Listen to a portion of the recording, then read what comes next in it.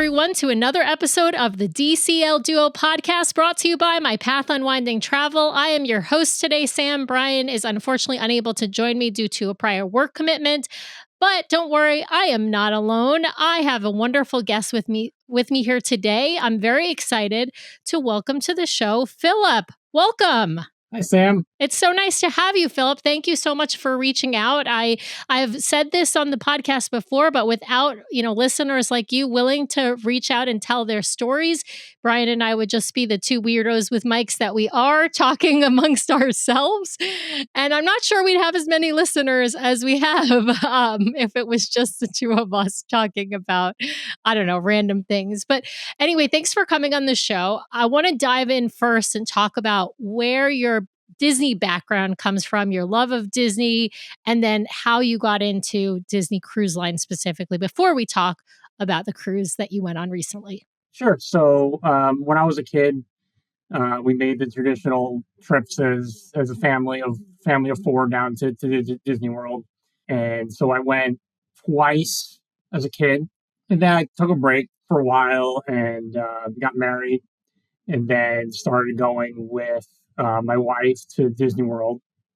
We are on we're Western New York. I can't say I'm from New York. Actually, I am from Long Island. I grew up on Long Island. Yeah. But Long Island in the house. Right. So, but I am currently in Western New York. So Disney World was kind of the options that we went to. And so I went with my wife. Shortly thereafter, we had my 14-year-old, my son, and in doing my research, listening to other podcasts and whatever about Disney World and the parks, I kind of just was listening and hearing people talking about cruise line, and it was never a thing when I was a kid, but it was always kind of listening to other podcasts. The cruise line was always there and it was always a thing. And I was always kind of like, I would like to do it at one point. And eventually, yes, and then after we went to Disney World a couple times. And then after we had our second son, who's now 11, we did decide to ultimately make a decision to try out Disney Cruise Line. And we actually went on the Wish.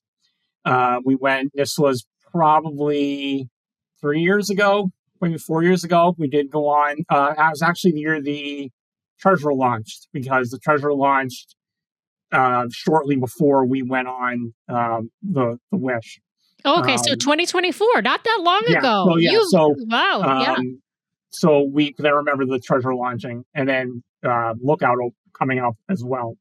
And so yeah, we went on the Wish. We actually did. Most people do parks and cruise. We did the other way around. We did cruise than parks, but then it was a little bit of a harder sell for my wife to go, so it was always kind of been like, are we going to do it again? And sure enough, we kept talking about it, and then that's going to lead us into the kind of the current cruise and how this cruise that we just went on came about.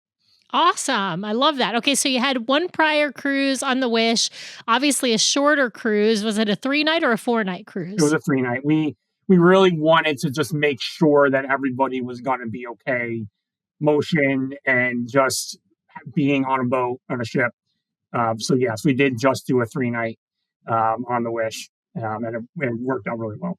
Yeah, I think it's a great way to start if you're just not sure if the cruise line is going to be right for your family, either because of motion sickness or because of the activities, or you just think we're really parks people, we're not cruise people, right? Like, I do think it's good to dip your toe in. Of course, if you really don't like cruising and you're stuck on a 7-night sailing, you're probably not going to be real happy about that. And that was exactly why we were like, all right, let's do a 3-night. Let's just see what it is, how it works, how we're going to like it. And that's how I found you guys and doing our research for the cruise and stuff like that. But yeah, long story short, it worked out well. So yeah, you must have liked it. Second one. Yeah, you booked another one. So right. Yeah, well, I'm glad we helped you with your first cruise. Now, this second cruise that we're going to talk about was on the Disney Dream, and it was your immediate family, but then also some first timers in your family as well. Tell me about that and how this cruise came about. So it actually started with my parents wanting to. So it's myself. So I have three others from immediate family. My wife, my two boys. I have a brother and a sister-in-law, and they wanted to take us all on a trip. And originally, actually, it was going to be to Aruba. They have a timeshare in Aruba and whatever. Unfortunately, when they tried to book the rooms, whatever, it didn't work out. They weren't able to get the rooms that they wanted. So we have been talking with them for a long time. Then about how we enjoyed it and we think they will like cruising. They are actually going on a cruise to Fiji Oh, in about a cool. month for like 14 days. So it was like, all right. So I think they kind of wanted to kind of get their toe wet of cruising to see how they're going to do when they go on their long extended cruise. But yeah, they were like, "Hey, what about Disney cruise?" And we're like, "Sure, go right ahead." Love it. I mean, Um, I think you won out. I mean, Aruba right? didn't work out, right? Like, Yeah. I would So rather go to. I mean, not no. This is not saying anything bad about Aruba. Aruba is beautiful. We stopped there on a Southern Caribbean yeah, cruise, but of course, I'd rather be on a Disney cruise than I any would other have loved to have vacation. gone. We are unfortunately we're not a big beach family, but we were like, all right, they've been wanting us to go. They've been at this timeshare now for a number of years. They've been wanting to take my boys. They're my boys are the only grandkids in the family, so they've been wanting to take them for a while. And unfortunately, it didn't work out with the rooms that they wanted, and so we picked this one. As far as timing, we didn't really want to pull the kids from school. My oldest is in high school as a freshman. My youngest is in just finishing up elementary school. They both play lacrosse. They both do travel sports. So springtime, summer, early summer is really busy for us when it comes to lacrosse and school and whatever. So spring break was really the best time that really worked for my family, and then we kind of everyone else just kind of tagged along with it. Yeah. Now, your spring break was the end of March. Tell me, why did you select the Disney Dream? Which itinerary did you select? And of course, you knew you were going to go out of Port Everglades if you sail on the Disney Dream or the Destiny, versus Port Canaveral if you sail on the Treasure or the Wish. And then, depending upon the itinerary, the Fantasy, the Magic, all Yeah. of those. Yeah. So Yeah. I did do research on what was happening. It really depended on timing as well of when was it leaving, when was it coming back, so we knew that we can make it back in time and whatever. I was kind of interested in sailing out of Fort Lauderdale. Obviously, the Wish was out of Port Canaveral, so I was kind of intrigued with sailing out of Fort Lauderdale, um, and the price as well was another part of it. Um, for my parents.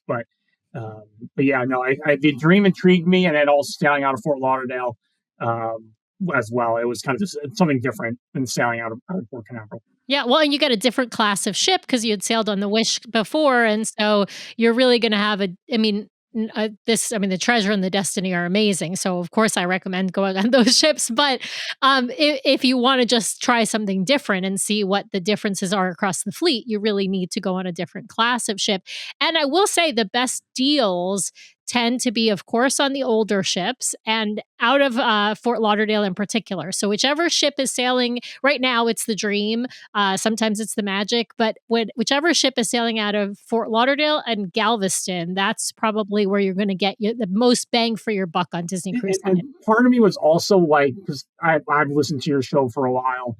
Why does everyone go on why not the dream? Everyone goes on the fantasy. No one goes on the dream, right? So what is it? Why? Like, what is it about the dream that it's like everyone talks about the fantasy and no one likes the dream? So I was kind of like, I'm curious. I'm going to tell you what it is. It has nothing to do with the Dream. It has to do with the fact that the Dream used to do the Wishes itinerary. So for years and years and years, the Dream was doing 3 and 4 night sailings out of Port Canaveral. Just like the Wish, now since she launched in 2022, has been doing the 3 and 4 night sailings out of Port Canaveral. And so the reason why the Dream is probably the lowest on my list has nothing to do with the ship. It just has to do with the fact that I couldn't get on a sailing on her for more than 3 or 4 nights, and you would only be going to Nassau and Castaway. And Yeah, so and that's in theory what this was, because it was just Nassau, Fancy, Castaway, and then it was a 4 night. So yeah. But you got the extra night. So We that's, did get the extra night, which was that's key. nice. Yeah, that's really key. Okay, well, you're traveling with first-time cruisers who have never sailed on any cruise line. Had So they? I will pause you. So my brother and sister-in-law did do an Alaskan cruise. First time for them on Disney. They did not do a Disney cruise. They did an Alaskan cruise. But it was the first time for my parents on any cruise ship, and the first Disney cruise for my brother and sister-in-law. I gotta say, I'm kind of surprised that your parents booked a cruise to Polynesia, which is a much longer sailing, right? Believe me, they're both retired now, and they like to they travel the world now. Yeah, so well, no, I think it's wonderful, but having never been on a cruise ship before, both my wife and I were like, really? Yeah, you're gonna book like a 2-week or a 3-week cruise. I think it's 13 or 14 days. Yeah, so like a 2-week cruise, you're gonna book when you've never been on a sailing before. That's very brave. I'm not saying. I mean, I love it. It's brave.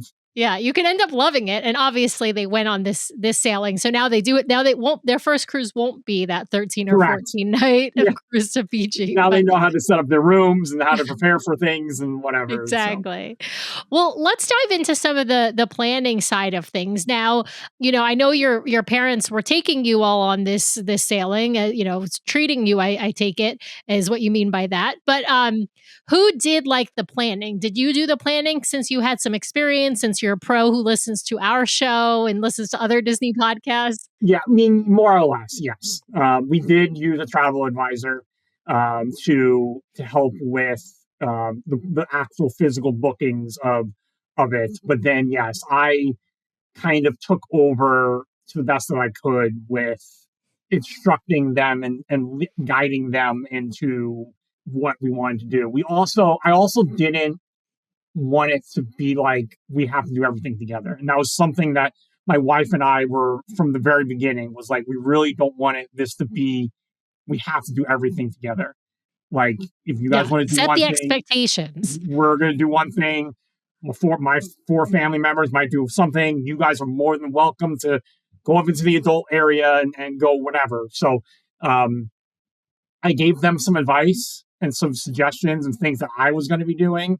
But then ultimately, I kind of wanted it to be their choice as well, versus just going off of what I am going to be booking for them, right?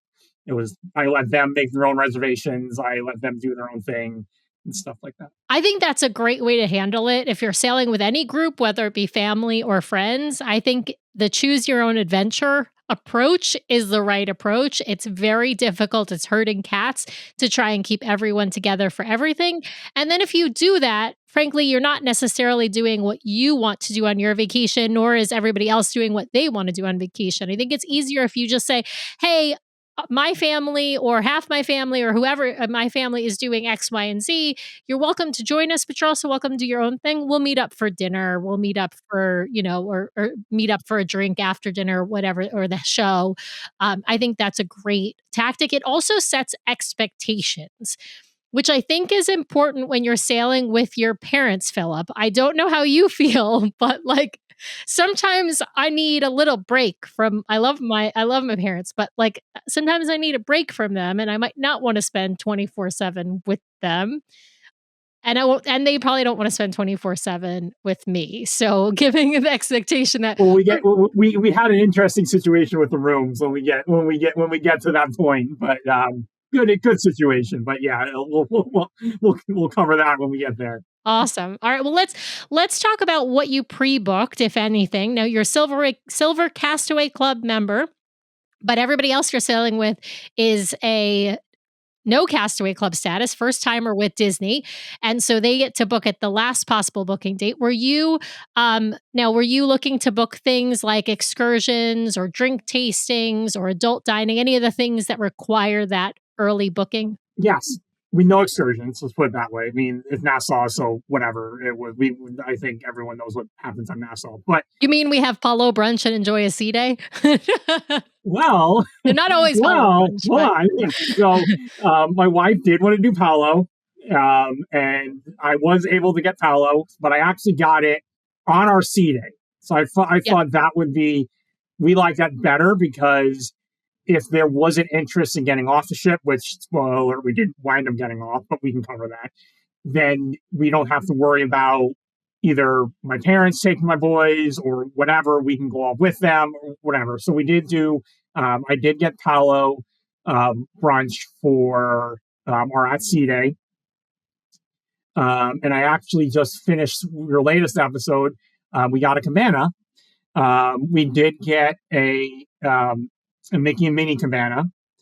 I am, as I like to call myself a little bit of a parks expert. I was ready up midnight on the night of our reservations, and I was shocked with how many cabanas were available. Wow, at Silver At Castaway Silver, booking.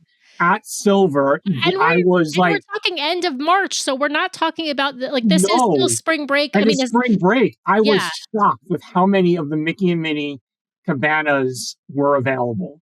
So much to the point where I was like, I wasn't then prepared for like, which one do I get? Right? Like, I was like, I just want a cabana. And then it was like, all right, here's cabanas 10 to 31. And I'm like, that one. Right? Come to find out, the one I did pick is between two handicap accessible cabanas. So they have these, so I'm like, all right, well, I need to move that one. There were cabanas available up until first time cruisers. There were cabanas that were available.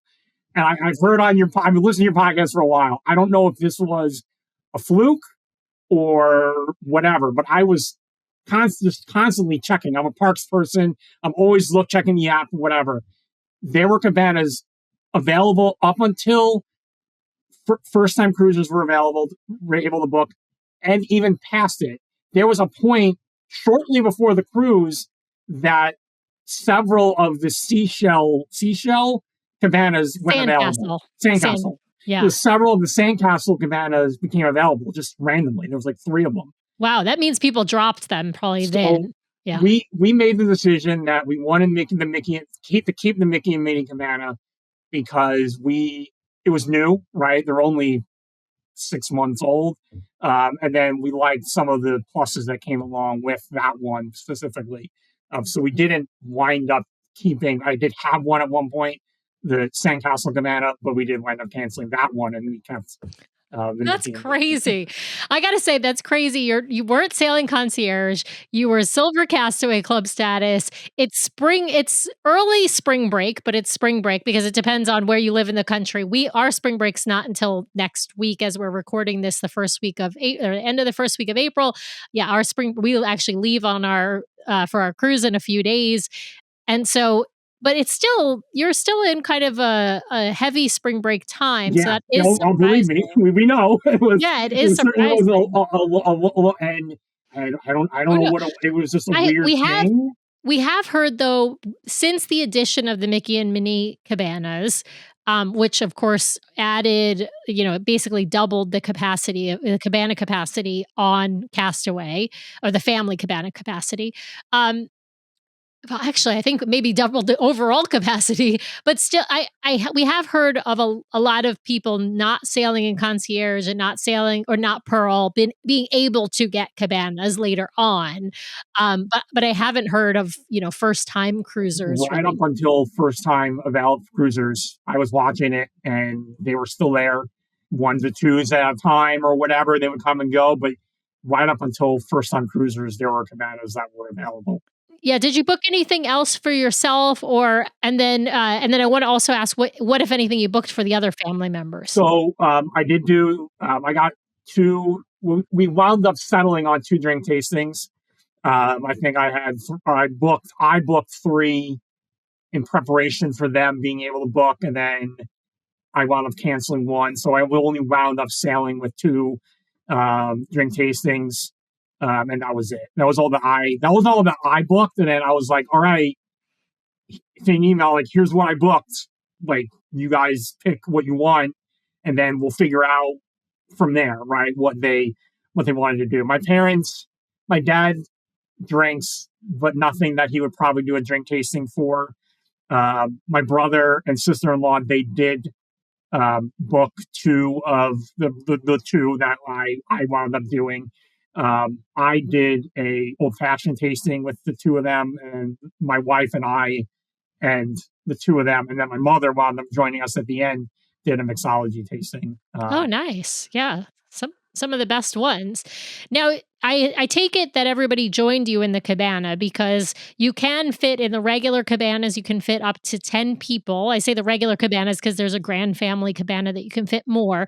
Now, you get charged, just for those listening, you get charged initially, or the initial price is based on 6 people, and then they add on an additional cost per person over 6 people. And you can have them split the cost however you want. We tend, if we share a cabana, we just split it exactly equal per person. However many people are there, we split the cost per person, and it comes out to be a very, it's not free, it's not cheap, but it's not exorbitant Yeah, either. so we did split it with my brother and sister-in-law. We weren't going to make my parents pay, but yes, we did.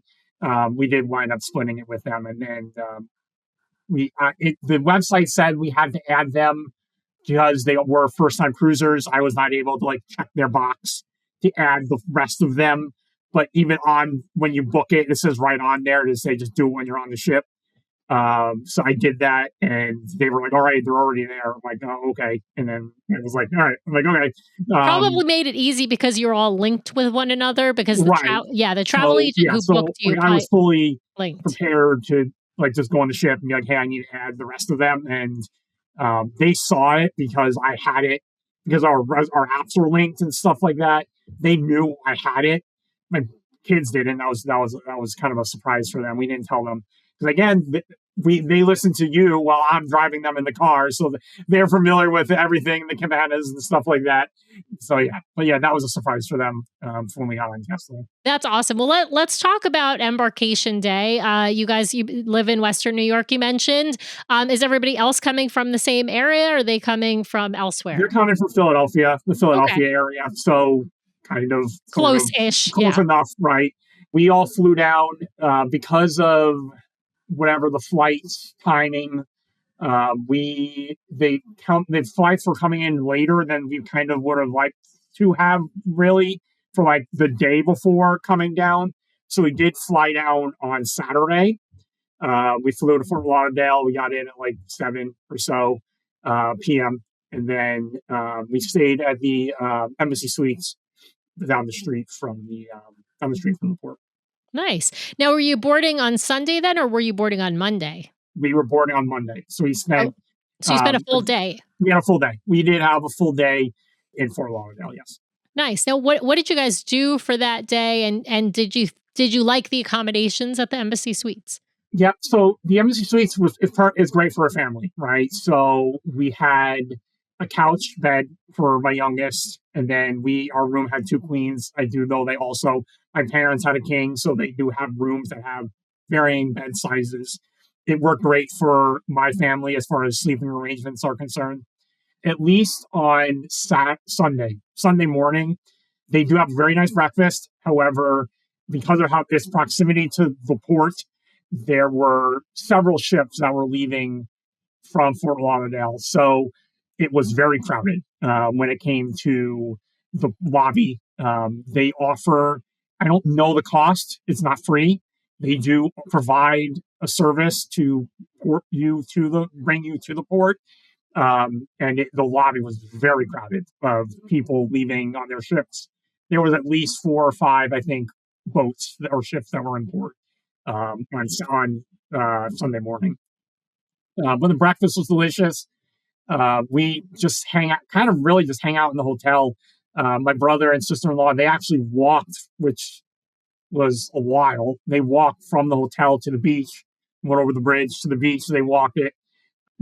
My parents and I and my boys and wife, we walked kind of to the bridge that's right there. Honestly, it's walkable to the port. It really is. Like if you can walk it's if you can do a Disney park, you can walk to the port. It really is not from the Embassy Suites, but you're not going to want to do it with luggage. So, Exactly. That's exactly right, that's you're not the going to want to issue. do it with luggage. So we did walk kind of to the base of the bridge that goes over the intercoastal waterways to the Fort Lauderdale beach. We walked it, but we just came back. The weather was not great, and we didn't rent a car, so we just kind of bummed around the hotel. We went to Publix. There's a Publix in the parking lot of the Embassy Suite, so we got our drinks for the cruise, and we got last minute toiletries and stuff like that, and then we got sandwiches and stuff like that for dinner and whatnot. So that was kind of our Sunday. Nice. All right. Well, embarkation day comes Monday morning. You get up. What's your transportation situation to the port? Did you guys use the shuttle? I'm guessing you didn't use the shuttle service because you didn't know the cost, but did you use Uber or what? How'd you Yeah, get to the so we port? did Uber. I actually, before we even left, it's pre-scheduled an Uber. I actually scheduled, it was an Uber double XL.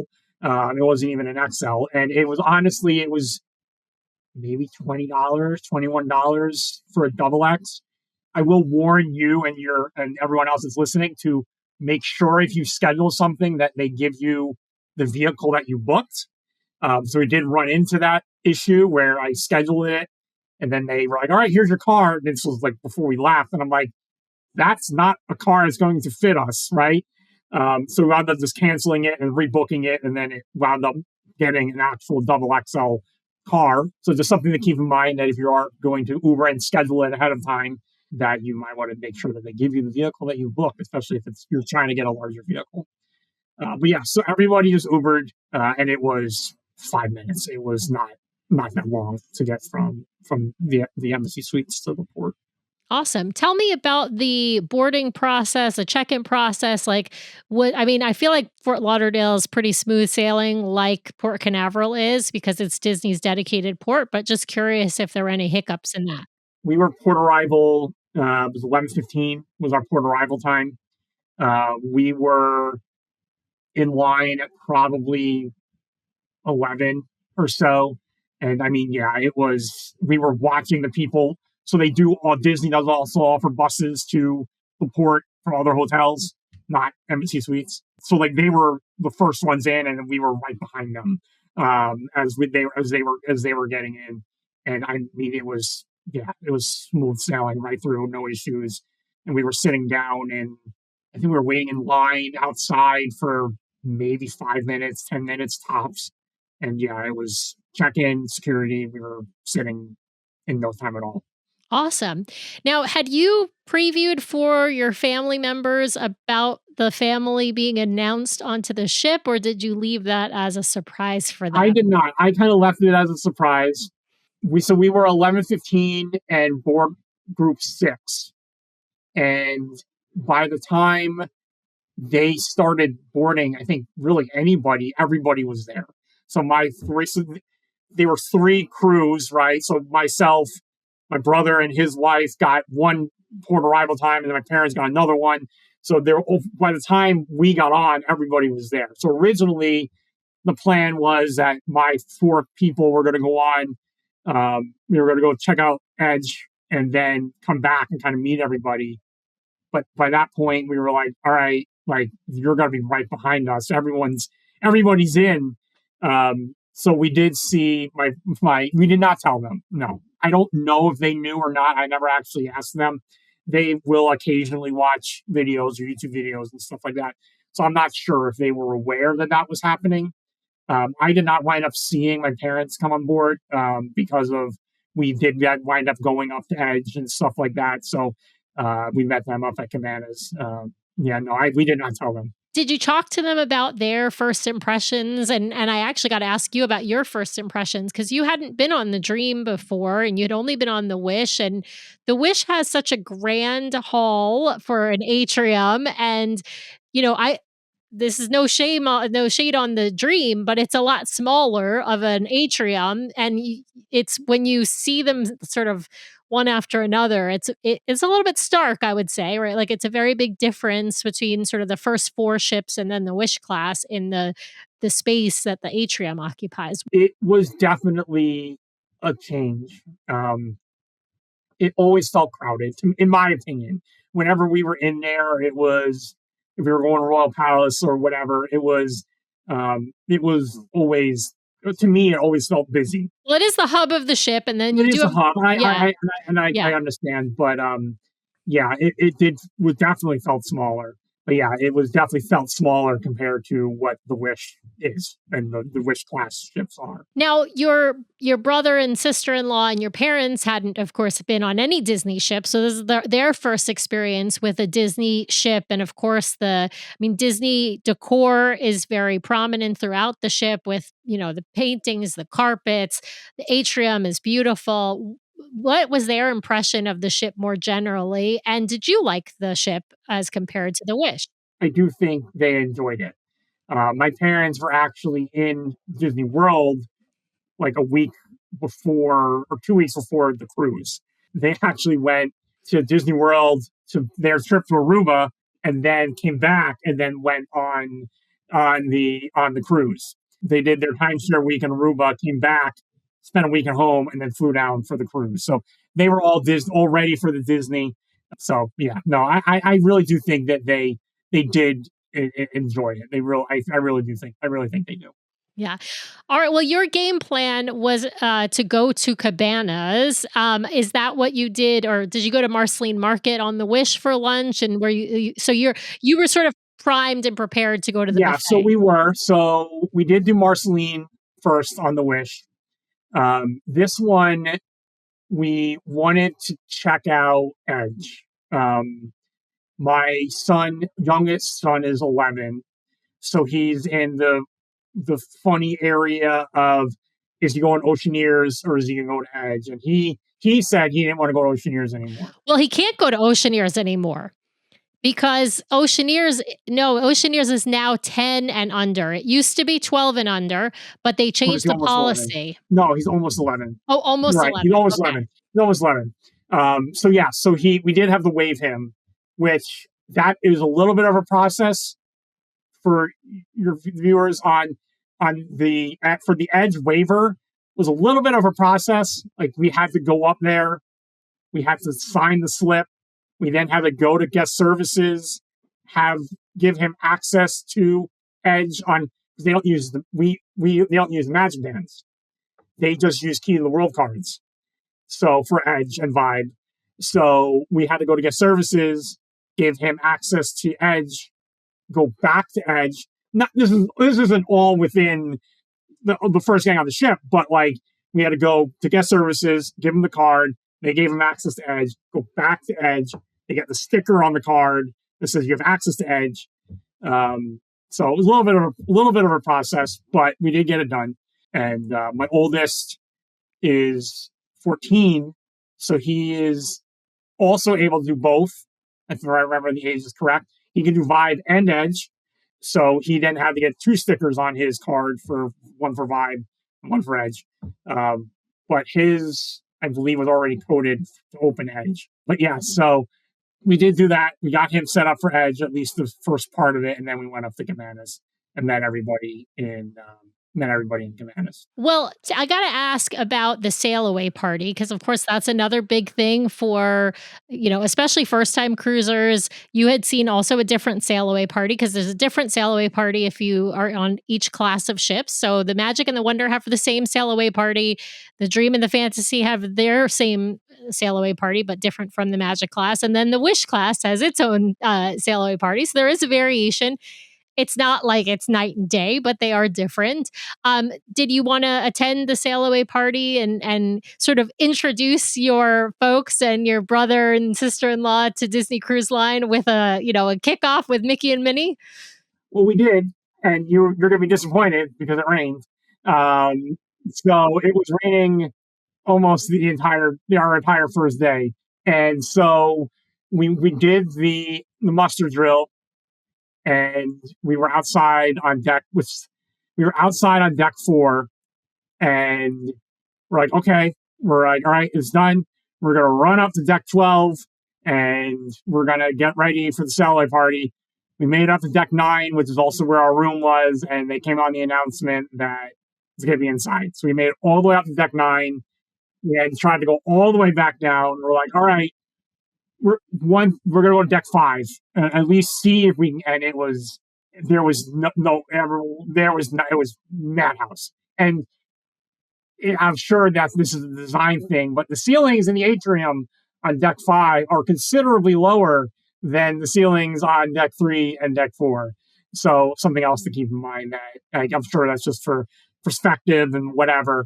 It is. It's actually a design feature because that's where the kids clubs are. They're on deck 5. And so those, I kid you not, as a design feature, Disney decided that that floor didn't need to be as tall because it's sort of for the kids' perspective, right? It's their floor, even though there are some staterooms on that floor as well, but there aren't a lot of other spaces besides the staterooms and the kids' clubs. That's really it. I guess there's the theater is partially on 5, but also on 4, of course. So yeah, it's a really interesting feature. But basically, on the Dream class or on the Magic class, if you have a deck party and the deck party is pivoted to the atrium, and they're only going to do the deck party once. It's not like with the Christmas tree lighting and some other things that they often do twice on the classic ships. That atrium is going to be packed with people.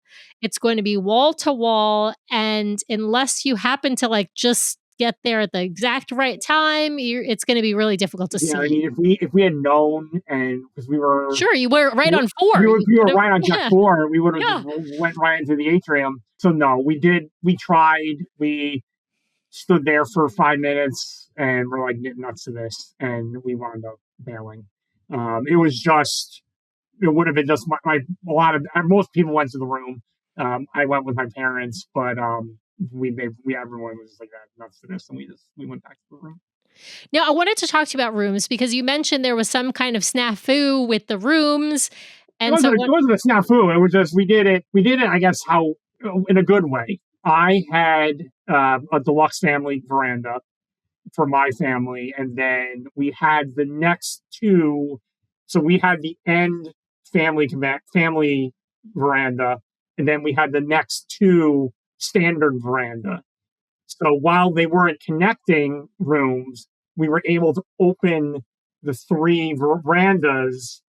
A lot of people were like, "Hey, we don't usually use our veranda." We were out there all the time. Like we loved having the large veranda that was 3 rooms deep.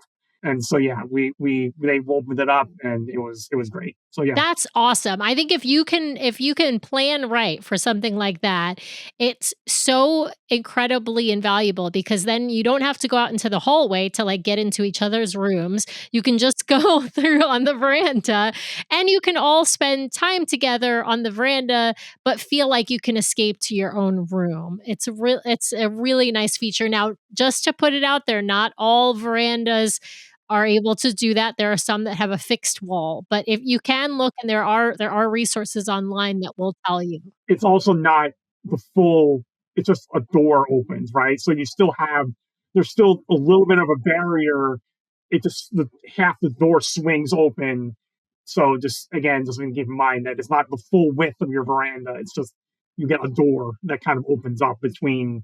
But yeah, so we were able to open up the 2 partitions between the 3 rooms, and we had a nice long veranda. So that was really Well, cool. and you booked properly because you are the family of 4. You need the extra room for Yes. that deluxe family veranda, And so and the others don't. because they didn't want to use I have a 14-year-old, so he's a little bit taller. So we did luckily have, so our wish ship did not have the Murphy bed. It was just the bunk and the couch. Whereas we made sure we had the Murphy bed this time. And so they used the Murphy bed and the couch for my youngest. Right. So you had one of the rooms that could conceivably fit 5 people instead of 4 people, which is, I think, a great tactic if you have larger children, meaning teenagers, really, right? Instead of having one of them sleep on the bunk bed, then that child can sleep on the couch bed, and then the and the teenager or the full teenager can sleep on the Murphy bed. I will say our son Nathan, he's actually older than your youngest. He is 12.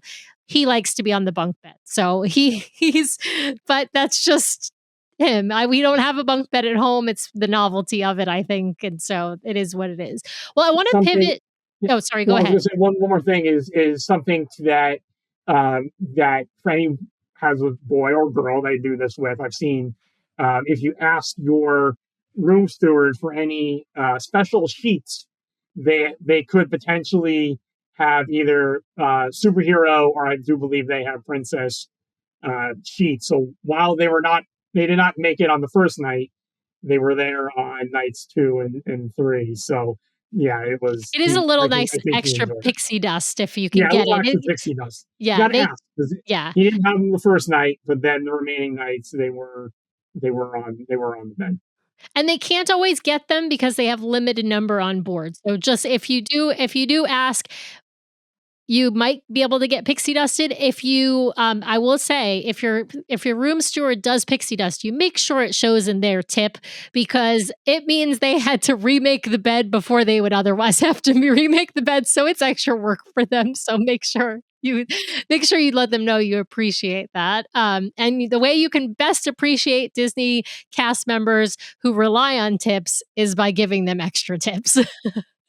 Well, let's pivot and talk about some of the favorite activities you guys got up to on board.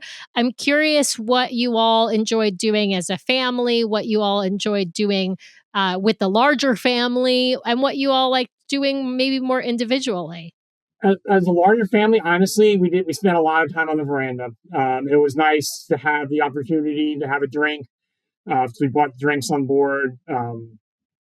And so to have a drink and just talk on the veranda, watching the ocean go by.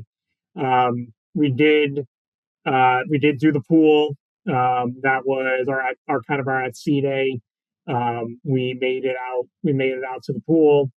Did the mouse aqueduct. Doc, Did the yeah. aqueduct, and then I know some of them went up to the family area and they spent some time on the family area, the adult area. They spent some time in the adult only area and in the front of the ship. We did trivia. We did a Star Wars trivia. My brother is big into Star Wars, so we figured, oh, let's give it a shot. We didn't do very well. It's so tough. And then yeah, and then we did. I had one of our drink tastings was the old fashioned drink tasting. Was up at Meridian on our first arrival day, and then the mixology tasting was on our at sea day down in the Skyline Lounge. Love it. Now, had you done either of those before on your prior cruise? And So I what did you did think? a whiskey tasting because it was just the four of us, and my wife isn't a she's a drinker, but she's not really a big spirit drinker. But she does like a mixed drink. But no, I just did a whiskey tasting on the Wish. That was all I did on the Wish. Now, what did you think of these two tastings? They were really good.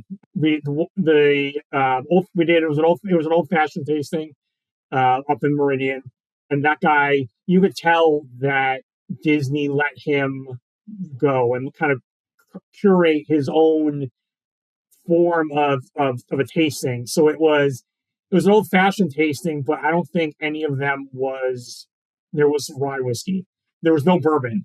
Yeah. So it It was a was twist on an old tequila. It fashioned, was not a rum. classic. Yeah. Right. It wasn't your classic old fashioned. It was different spirits and different bitters and different twists and stuff like that. He said one of them, there was a Johnny Walker Blue was in it.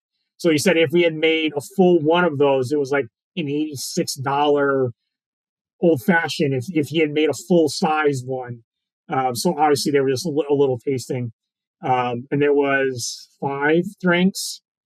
So that one is $100. So it's a little bit more than what your standard tasting is. But when you're thinking about the levels of spirit and then the effort that got put into it, it was definitely worth it. I know my brother and sister-in-law went up to Meridian's again just to get a drink. And then the mixology, I know you've talked about this in the past about if they make them or if you make them. I don't remember what you said previously. We have never made them. I have never made them. I have heard of other people who have been given the ingredients and were able to mix themselves, or one person who's called up to the bar to assist in So making. that's what it was. So it was. Oh, I'm so jealous, It Philip. was one person. So there was they had five kind of stations. There was this one that was a bigger group. There was probably say 20 people. And so the old fashioned there was maybe 8. So the mixology had like 20 people, and then they had like 5 stations at the bar, and then you went up and you made full cocktails of there was 4 or 5 again different cocktails, and they had one made when we got there. So they had one already made, and then the other ones you made. But they were full size cocktails. Now, I do think that people got different tasting ones depending upon who the person is. That is because they're not really like they're giving you a bottle, and they're like, all right, 1 Mississippi, 2 Mississippi, 3 Mississippi, right? And then down. Well, okay, well, who's counting faster? Who's counting slower? Right. They're inconsistent if they do that. Flavorings could have been a little bit different compared to who was making that cocktail. But they were great. There were 3 bartenders that were helping us out, and they were playing music and whatever. So that was a lot of fun. Love that. That sounds awesome. Now, you mentioned you went to Palo. Was this just you and your wife? I know you'd originally booked for just you and your wife, but were you able to add anybody on, or did you try to?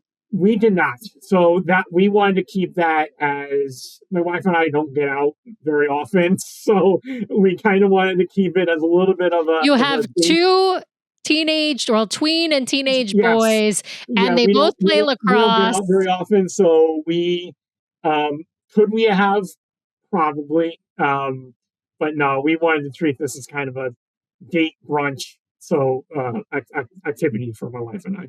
Love it, love it. How was brunch, and had you done it on the Wish on your first cruise? We did not do it on the Wish. Yeah, that's the right way to go. I say don't. I love Palo brunch. It's my favorite meal of all the specialty dining. But I say don't do it on your first cruise because there's so much to do on your first cruise. You're running around like a chicken with your head cut off. You don't even know where you're going. If you sit at a 3-hour brunch, you're going to have FOMO about all the other things that you're missing out on. So I say save it for your second or your third cruise. I think it's a perfect meal. What did you guys? Oh, you're from New York. You grew up on Long Island, so you know good Italian food. So I'm not going to like be delusional, like good Italian food, but I mean, I think Palo is phenomenal. I'm curious what you thought.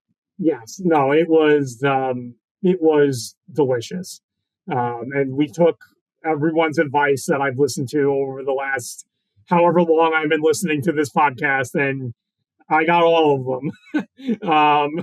I got the almond croissant, which was delicious. I got I got an antipasti, just the meat, the kind of there was just like one that was just all meat basically. We got the half and half of a margarita and the grape and gorgonzola pizza. My wife's not into blue cheese, so I ate as much as I could of the grape and gorgonzola pizza. She got frittata, which I think she said they needed more cheese. I think that frittata is a waste of time. I've ordered it once, I think, and I was like, it's a waste. I ate like 2 bites and I was like, I'm not going to fill up on. I mean, it's not bad. It's just like everything else is so much better. And then we each got the chicken parm. Each one of us got the chicken parm, which was absolutely delicious. And then he did just because he brought us out the lasagna. Of course he did. Of course your waiter brought you a piece of lasagna to share. Why not? Right. Of course. Just because he brought us out the lasagna. And then that was all for the entrees. I got the chocolate dessert. I'm drawing a blank on what it was. It was a chocolate dessert. And then my wife got the panna cotta, strawberry panna cotta with the the bubbles and whatever. Nice. Sounds like a successful Apollo meal, and then somebody carried you back to your room. Yes, it Right. was very successful. Yes, it was. It was very successful. I love it. I got to ask about main dining and the shows because I think that's always like a very, that's a place where Disney Cruise Line, I personally think shines. You've got interactive stuff going on with some of the dinners. You've got wonderful shows in the Walt Disney Theater. I'm actually really curious about what the rest of the family thought of those things because rotational dining is new to them. Having a show with dinner, you had one show with dinner on the Dream was new to them. And then, of course, you got the Walt Disney Theater shows. And you've got, I mean, it's Beauty and the Beast on the Dream, so you can't really go wrong. Correct. So I guess we'll start with the shows. We were table 18, which at Animators is right inside the door. It's the first one literally as soon as you walk in the door. So we could see the screens kind of off to our sides. The audio was not great for us. I know that was a complaint for my parents that they couldn't really hear like Crush or the show. So food was fine, but we were literally the first table inside the entrance to Animators. So it made it a little bit difficult for to hear Crush, and obviously we could see them, but to hear them was a little difficult. We did do the Golden Mickeys. We all went to we all didn't go to Golden Mickeys. My oldest came with me to Golden Mickeys. My wife and youngest stayed back in the room. They didn't go to Golden. They actually didn't do any of the shows. But I went to Golden Mickeys with my oldest, and then I was the only one out of my 4 that went to Beauty and the Beast. That was Tell your family you're disowning them. I know. They're kicked off the boat. I know. I mean, if they're going to skip something, I'm okay with them skipping Dreams, and I'm okay with them skipping the Golden Mickeys or Believe. Sorry, Believe. That's right. Yes, because you're on the Dreams, so you can't have Dreams on the Dream. I don't know if anybody out of the 8 of us went to Believe. I don't think anybody, and that would have been our final night. That was our Castaway night would have been Believe. But yeah, so Golden Mickeys, I enjoyed it. I think it needs an update, like bad. It needs an update, like real bad. It's cute. I think definitely think it could. Some of the videos could use an update, could use a sprucing up. My oldest couldn't really. I can tell the rough plot of the Golden Mickeys. He wasn't able to figure out what the rough plot of the Golden Mickeys were. And then Beauty and the Beast, my mother, she wanted to be down. So for the Golden Mickeys, we were up in the balcony. And then she wanted to be down at the low of deck 3. Deck 3. She wanted to be on deck 3. And honestly, I recommend that for Beauty and the Beast. I don't know what I was expecting out of Beauty and the Beast. I've seen it on Broadway, like a very long time ago, but this outdid what I was expecting to see on Beauty and the Beast on Broadway. There's a lot of details that I was glad that I was lower and at eye level with the stage. Some of the puppets that they use are a bit smaller, so like eyes moving and hands moving, you're not going to really see as well if you're up at the balcony. So I would really recommend being on deck 3. We were off kind of right side. We weren't able to get center, so we were off center a little bit. But the screen, I didn't even realize that the screen that they put up on the back. But yeah, Beauty and the Beast was incredible. That was absolutely so good. See, yeah, I tell everybody, you got to believe me. I know what I'm talking about. Beauty and the Beast is incredible. It's better than the Broadway production. The same with Frozen on board Disney Cruise Line. Better than the Broadway production, right? I don't know how. I mean, I don't want to spoil any magic, but Chip, I don't know how they do it. I really don't know how they do the Chip character. We had the child Chip, the human Chip, sitting in front of us. They come out and they grab a human child to be the human Chip at the end of the play. We saw them and he ran up and whatever. So that was cute, and we saw that interaction happen. But yeah, no, Beauty and the Beast was incredible. I love that. I love that. Now, did your mom enjoy Beauty and the Beast as much as you did? Oh, good. I love that. Yeah. I mean, she's probably been to seen good theater before in New York City. So you gotta, it's a high comparison level when you're saying, a Broadway show and Disney Cruise Line. But really, I wouldn't say every show lives up to that Broadway level, but I would say the majority of Disney Cruise Line's They productions also just live up. they also had a matinee, which I Oh noticed. yeah. They had a matinee as well on. I don't know if because of crowds or whatever. They did add a matinee, so keep looking at your schedule. We did not wind up doing the matinee, but they did offer it as an Yeah. option as well. Well, and it's a great option for those shows that do draw bigger crowds, and it's a great option for those with young kids who, even if you have early dinner, it's kind of late for the kids to stay up for the late show, and so I can totally understand wanting to prioritize seeing, a 2 o'clock, a 3 o'clock show, that sort of a thing. It's a great option when it's available. It's not always available. All right. Well, are there any other activities? We could talk for forever about your cruise, Philip. I mean, but at some point, I got to take you to rapid fire. So, but I want to make sure we don't miss anything. I know you did the Mickey and Minnie cabana. I'm guessing you loved it. Which number cabana did you end up in? So we were Cabana 22, and so we did have a little bit of a late start to, I think, all aboard, all ashore was supposed to be like 8:30. I don't think we got off until like 9, which was a little bit of an issue because we were asked. So it was actually now the closest staircase to the tram. And when we hit deck one, we're like, oh boy, like it was busy. So we didn't really get off until 9, and we went right to the cabana. It was a surprise, obviously, to the boys. So I know that there have been some rumblings online with the beach at the Mickey and Minnie cabanas. In my opinion, I think I saw what people have been talking about. If you're looking at cabanas like 20 to 31, you're kind of at the end of the cove per se, and the erosion, in my opinion, is not as great at the end of the row of cabanas. We had as many chairs as we needed. I know that was another thing, that there weren't chairs. We had couches and chairs and beach chairs and everything. So then we did go back and we did do snorkeling. We did go snorkeling. We went back then to Pelican Point and went snorkeling. We did a little bit of snorkeling.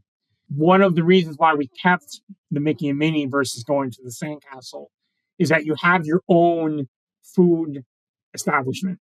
I mean, yes, you're sharing it with Serenity Bay, but they're on their own side, right, of the building, right? So you have your own Yeah, it's just for the buffet Mickey and line Minnie of cabanas. Yeah, right. much. You have your own buffet line for the Mickey and Minnie cabanas, and you have your own bar. Now, yes, you have a little iPad that you can order a drink from, or you just go to the bar and you have your own bar as well.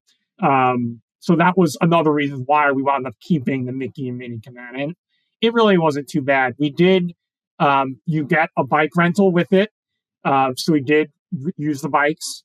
My youngest is all about the runway. So he wanted to go on the runway and whatever. So we did ride to the observation tower and back. Yeah. That's a really good point to mention though. If you do get a cabana, with the cabana you get those floaties, you get both the flat ones and the round floaties. You also get snorkeling equipment included. So you can snorkel without it paying an extra fee. I mean, you can snorkel without paying a fee if you bring your own gear, but you get the snorkel gear without paying an extra fee, and you get bike rental. So it's basically like as if you had booked the bike rental floaty snorkel package. It comes with your cabana. And so what we actually, and including my father, we have a snorkel and mask. But what we did is we used it for flippers. So it's instead of having to Schlep flippers. Yep. I have a mask only. I don't actually even own flippers, but I'll bring my own mask because have prescription mask. And so I'll bring that with me. And then whatever, if I'm on a catamaran, if I'm at Castaway, whatever, I will use their flippers if I want The flippers. only thing I will mention is that when we came back from the bike ride, it was right around like all aboard was like 3:30 or so. We made it back probably around 2 or so. I don't know if Serenity Bay has this issue, but like the water, if it like low tide, it was gone. You have no water. Yeah, it's the same. Yeah, there's no You have the water. same you have the same issue at the sandcastle cabanas though too, particularly at the higher number sandcastle cabanas, because they're at the end of kind of the cove. They're part of the cove. And so yeah, you have very low tide usually at the end of the day. So you may, depending upon which cabana you're at, if you're at a lower number of either the sandcastle or the Mickey and Minnie, you're in a slightly better position. But if you're at a higher number of either of those, you may have no water by the afternoon. I mean, you can have water. You'll just have to walk further down the Correct. Yeah, beach. I mean there was water, but I'm 6 foot tall, and I mean it was maybe up to my knee, and like there were points that it was just sand, right? But yeah, so that was just something of when looking at these cabanas, I didn't realize. But yeah, no, we liked them a lot. Now I gotta ask, before I move over to rapid fire, were anything of note that your parents or your brother and sister in law experienced that they were, I don't know, surprised, disappointed, or maybe it was elated by? I mean, was there anything sort of notable for them, or was it just kind of like, oh, this is now a cool thing, maybe we'll do this again? Yeah, I don't know if there was necessarily anything that necessarily stood out. Our service team was great. We didn't have really any. I mean, he did charge my brother's drink to our room one night, but we got that taken care of. But they were all Fabio and Sestevan were their names, and Sestevan. This was actually his last cruise. He was going home, and he was planning on coming back, but he was going to meet the dream. He only did a dream. He just wanted the dream, whatever. And so he was going to meet the dream. I guess it's going over to Europe. So he was going to meet it. He was going to meet it in Europe and come back. Oh, Um, nice. Yeah, because he'll be on his vacation while they're, if he was going on vacation at the end of March or the beginning of April, he'll be on vacation for a couple of months. He will join the ship once it's over in Europe because the ship over in early May, actually. So the yeah, dream's and heading so over. they were. I mean, sure, they didn't do any of the origami or the puzzles or the whatever, but they were lovely individuals. We talked with them. We asked them questions. They talked with us, and they were great. Other than the fact that he charged my brother's drink to my room, but we had to get that taken care of. Yeah. I gotta say, I don't need my servers to do tricks and origami and things like that. If they are friendly and they bring my food on time, it's hot and they're friendly, like that's kind of that's my bar. But like it's great if you get somebody who's like really entertaining also, but it's We just were a not. couple minutes late to dinner at a royal palace the first night, and we were delayed in getting our food. But after that, we made sure we were on time and early, and it was quick. I mean, it was very quick. So Love that. Awesome. Well, Philip, we have reached that point in the show where I'm going to subject you to some arbitrary rules, some arbitrary questions, and a dash of judgment, or the round we call rapid fire. We're going to start with some of your Disney favorites, and we're going to switch over to Disney Cruise Line favorites. I'm going to say this right from the start. If your favorite Disney Cruise Line show isn't Beauty and the Beast, we're going to probably be in a fight because Aladdin wasn't bad. Aladdin wasn't yeah, bad. because We I did know, but Aladdin. you're choosing from the wish and you're choosing from the dream. So, like I said, I'm saying it. If you don't choose Beauty and the Beast, we might have to end the show early. But, Philip, let's start with who's your favorite Disney character, and Disney means anything and everything that Disney owns. I have to go with Donald Duck. Love it. All right, what is your favorite Disney movie? Favorite Disney movie. I'm gonna have to go with Encanto right now. Nice, awesome. All right, favorite Disney song. Whenever I hear "When You Wish Upon a Star," either in horns or whenever, I always tear up. So I'm gonna have to go with right now. I'm gonna have to go with that. Love it. All right. Now we're switching over to cruise line. We're going to start right at where we're supposed to start, which is your favorite Disney Cruise Line show. So it's got to be Beauty and the Beast. It really, it was absolutely incredible. Awesome. All right. Good job. We don't have to end the show early. Okay. Philip, I got to ask you, what is your favorite rotational dining restaurant? Favorite rotational dining restaurant? I want to go with 1923. Nice. All right. Love it. All right. What is your a favorite savory item and a favorite sweet item? We're going to start with the sweets. Favorite thing to eat on board that is a sweet item? I was trying to think of what the different desserts I had. The lemon ice box cake at was it Animators. Animators. Yep, that's the Animators. That was pretty good. I'll have to go with that one. Yeah, that's one of Brian's favorites. All right. What about a favorite savory item? So I'm going to throw you for a loop here. So I really did. I think if I had to choose, throw Paolo into it. The chicken parm was delicious, but our Pirate Night crab cake was delicious. You are blowing my mind. I know. That's awesome. It was crispy. It was warm. It was because we went to Pirate Night and because it was their first cruise, so I didn't want to like skip it or whatever. So we did the Pirate Night. We went all out for Pirate Night, and honestly, I would have more of those. That was delicious. All right, I'm gonna have to try the Pirate Night. Yeah, all right. I'm gonna have to go on Pirate Night. I'm gonna have to go try that crab cake. I'm gonna be honest. I mean, I love a crab cake. So I know, yeah. I know not everyone likes it, but we did enjoy it. I enjoyed it a lot. Love it. All right, a favorite onboard activity. We like trivia. Let's just go. I know we didn't do a ton of it this cruise, but I think trivia would be a favorite of ours. Nice. All right. Well, you've been on the Aqua Duck and on the Aqua Mouse. The Aqua Duck is on the Dream. The Aqua Mouse is on the Wish. I got to ask you, which one do you like better? All right. So I'm going to say the Aqua Mouse. However, I didn't realize the process of getting up to the Aqua Mouse. No, you mean the Aqua Duck. Because the Aqua Duck. Yes. Yeah. I'm going to say the Aqua Duck. But I didn't realize the process of getting up to the Aqua Duck. It's more stairs and stairs and the weights, and we did have a kid fall off a raft, so that was stopped it. He was fine. We did have a kid fall off the raft, and we were already like halfway up the stairs.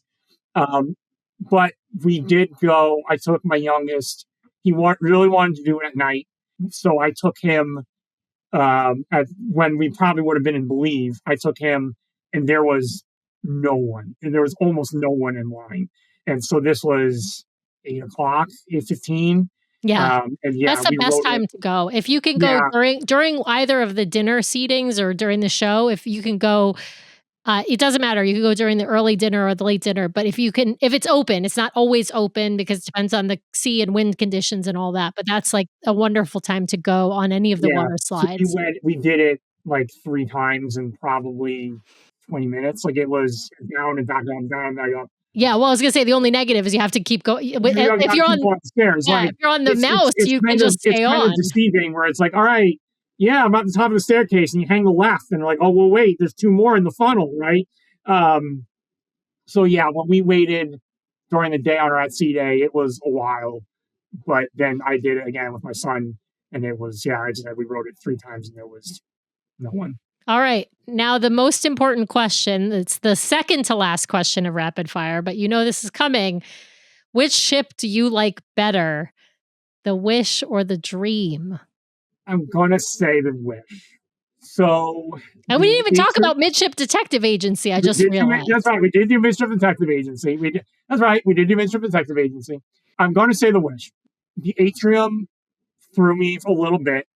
Whenever we were in there, it was packed.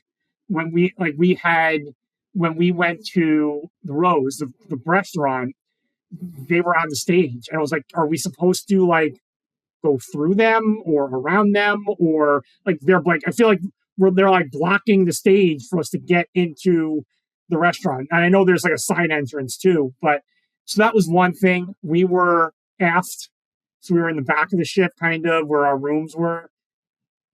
Going up into cabanas to like get out, like to me that felt kind of odd because it was like closed and you had to go through cabanas. Yeah, because those aft stairwell and elevator well takes. Yeah, I mean it takes. Yeah, Right, the they go stairwell takes into you into cabanas. cabanas. Yeah, it And I is. It's a know, little different layout because with the Wish, you've got instead of having 3 elevator banks, you've got 2, but they're both closer to midship. And on Dream, you have 3, but the aft and the forward are further aft and further and forward. the forward, which we ran into, puts you out into an 18 over area too. So it's If like, you go to the top floor, yeah. right, like, are my kids supposed to be going out this way? Or are they not? Now, I Yeah, did walk through there at one point yeah, without my kids. they can walk through there. So it's okay for kids are allowed to walk through an adult area, but they're not supposed to stay in the adult area. Let's put it that way. I saw some of that too. None of Yeah, my kids, but right. I did see that happening as well. But Yeah, um, it's funny. I think there's a lot of people who criticize the layout of the Wish class, but I think there's a lot of benefits to be said about the layout of the Wish class. I think it actually solved a lot of problems. while I didn't spend a ton of time in the adult space on the Dream, I liked the fact that this adult areas on the Wish were separate, and they're not just all in the district area, right? Yeah. So, Oh yeah, like um, the bar space is being spread out, and yeah, right, the I pool kind of space like is that it further. forced you to leave just the one lounge area. I like that at least on the Wish. So while I want to defend the Dream because no everyone likes the I fantasy, mean, there's uh, nothing wrong with the Dream. She's a great ship. um, Listen, I'll go on the Dream I tomorrow if somebody wants to take me. You know? no, sure, right. Yeah. I'm gonna say the Wish Okay. Fair. as currently my favorite ship. All right. Well, the last question of rapid fire is always your bucket list cruise. So, if you could go anywhere in the world, you're a parks guy. So, I wonder if you're going to choose an around the world parks trip. Yeah. Am I right? I gotta come up with a way to make it to all the parks. Honestly, that would probably be it. It really would. If it's a good excuse to just hop on a ship and it just takes me to all the parks, I would do that. That would be it. Awesome. Well, Philip, thank you so much for joining me. It's been super fun. I love to get to talk to another strong islander and get some first time experiences. Of course, this was your second cruise, but first time experience for your family members. Thanks so much for joining me. And I'll just say, see you real soon to everybody listening. Take care.